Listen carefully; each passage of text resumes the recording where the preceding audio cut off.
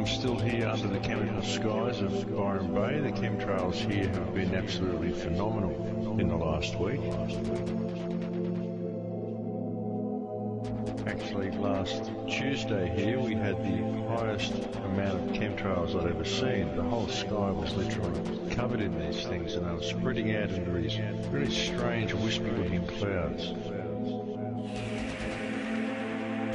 You could see real clouds on the horizon, big fluffy cumulus clouds, but there were no actual clouds directly overhead, and planes would fly over, they'd leave a little tiny streak, not very long at all, not across the whole sky, just a little tiny streak, and it was like it multiplied in the air, like it would just turn into this big hazy cloud bank, and then it would just sort of streak out across the sky.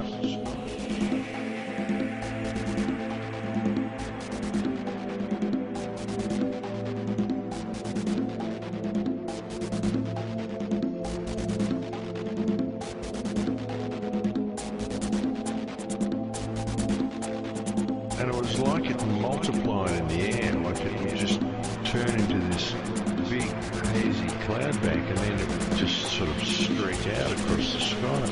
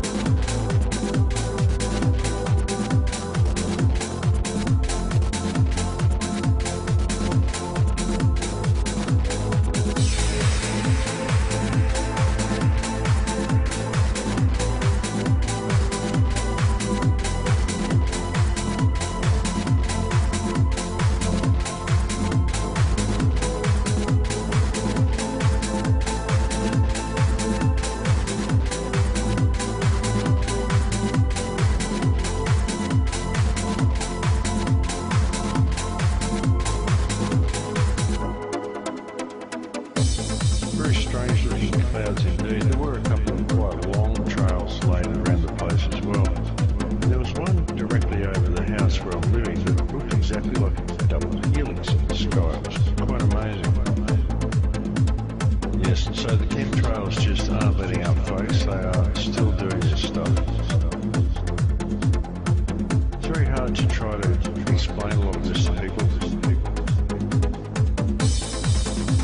I find that chemtrails are one of the hardest things of all to convince people of.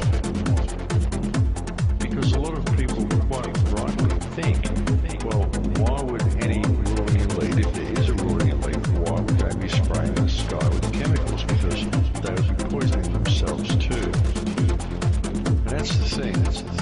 That's the million-dollar question, that one, folks.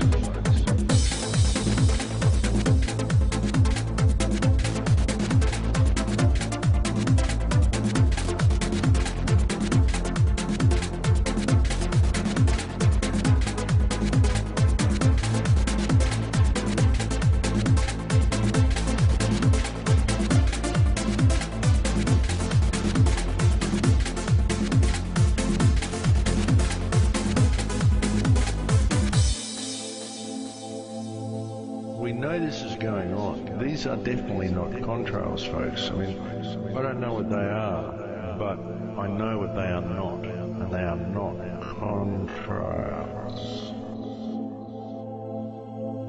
And my father used to tell me about clouds and about contrails, and even when we used to see planes fly over when I was a child, we get quite excited when we saw one with a contrail. I always asked Dad about them, and he used to tell me that it took special circumstances for a plane to create a contrail. The planes had to be at a certain altitude, and the air would have to be a certain temperature. And what what would happen would be the heat from the exhaust would boil this water in the air, and it'd boil and create condensation, and the condensation would freeze in the air, and it would create this long trail of ice particles behind the plane.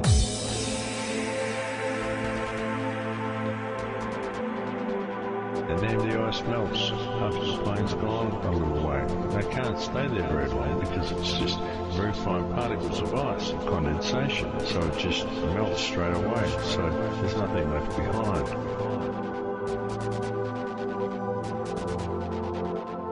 That's what contrails are, folks.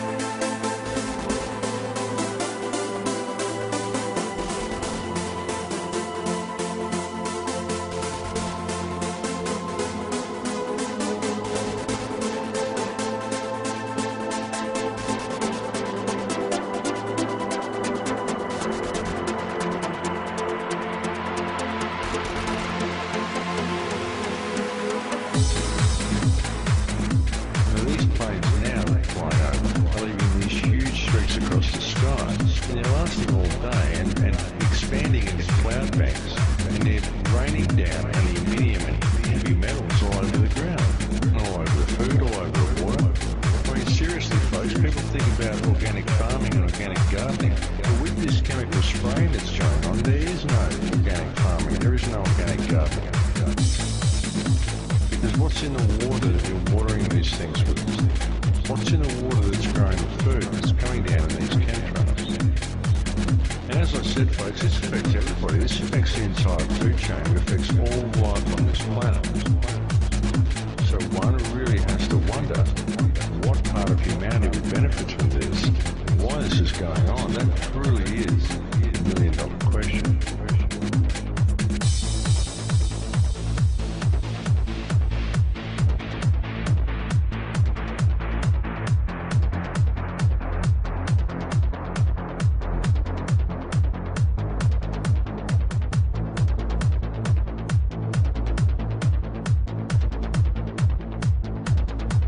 And it was like it multiplied in the air, like it would just turn into this big hazy cloud bank, and then it would just sort of streak out across the sky.